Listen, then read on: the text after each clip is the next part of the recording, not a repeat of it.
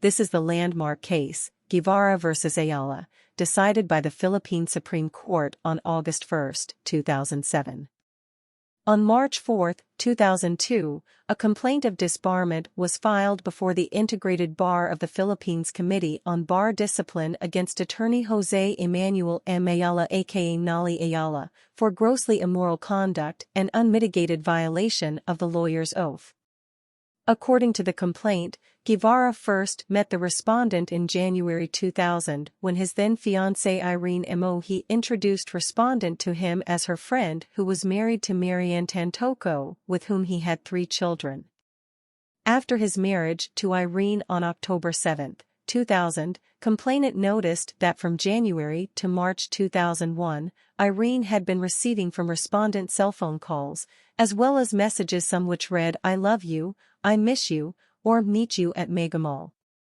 He also noticed that Irene habitually went home very late at night or early in the morning of the following day, and sometimes did not go home from work. When he asked her whereabouts, she replied that she slept at her parents' house in Binangonan, Rizal, or she was busy with her work. In February or March 2001, complainant saw Irene and respondent together on 2 occasions. On the second occasion, he confronted them, following which Irene abandoned the conjugal house. On April 22, 2001, complainant went uninvited to Irene's birthday celebration, at which he saw her and the respondent celebrating with her family and friends. Out of embarrassment, anger, and humiliation, he left the venue immediately. Following that incident, Irene went to the conjugal house and hauled off all her personal belongings. To backtrack, complainant found a handwritten letter dated October 7, 2007, the day of his wedding, to Irene. The letter read, "My ever dearest Irene, by the time you open this, you'll be moments away from walking down the aisle. I will say a prayer for you that you may find meaning in what you're about to do. Sometimes I wonder why we ever met. Is it only for me to find fleeting happiness but experience eternal pain? Is it only for us to find a true love but then lose it again? Or is it because there's a bigger plan for the 2 of us? I hope that you have experienced true happiness with me. I have done everything humanly possible to love you. And today, as you make your vows, I make my own vow to you. I will love you for the rest of my life. I loved you from the first time I laid eyes on you, to the time we spent together, up to the final moments of your single life. But more importantly, I will love you until the life in me is gone and until we are together again. Do not worry about me. I will be happy for you. I have enough memories of us to last me a lifetime. Always remember though that in my heart, in my mind and in my soul, you will always. And the wonderful things you do. Be mine. And mine alone, and I will always be yours and yours alone.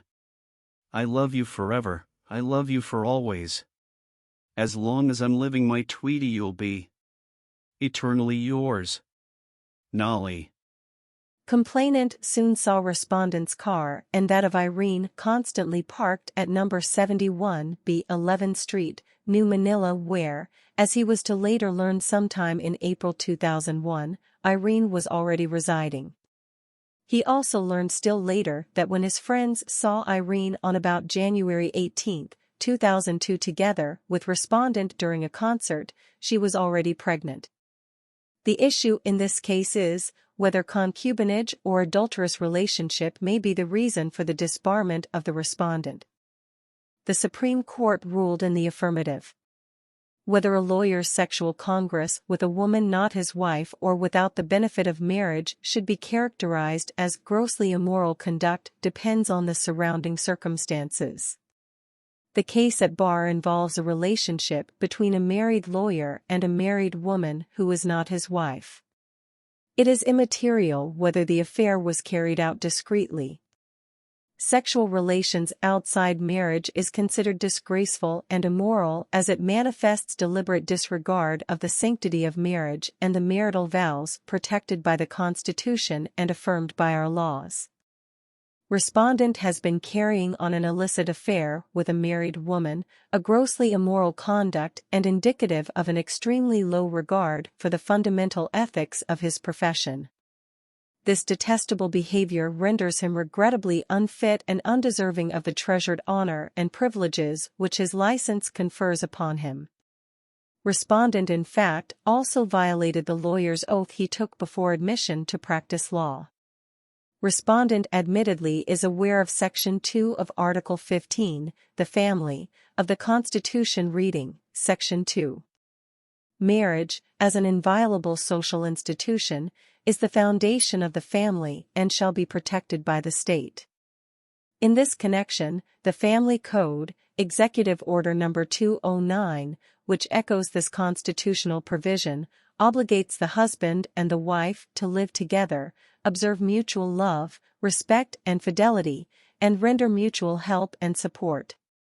Furthermore, respondent violated Rule 1.01 of Canon 1 of the Code of Professional Responsibility, which proscribes a lawyer from engaging in unlawful, dishonest, immoral or deceitful conduct, and Rule 7.03 of Canon 7 of the same code, which proscribes a lawyer from engaging in any conduct that adversely reflects on his fitness to practice law. Hence the court declared respondent disbarred for grossly immoral conduct, violation of his oath of office, and violation of Canon 1, Rule 1.01 and Canon 7, Rule 7.03 of the Code of Professional Responsibility. Those were the essential points of law embodied in the case. For more audio case digests like this, please consider subscribing to our YouTube channel. Have a nice day.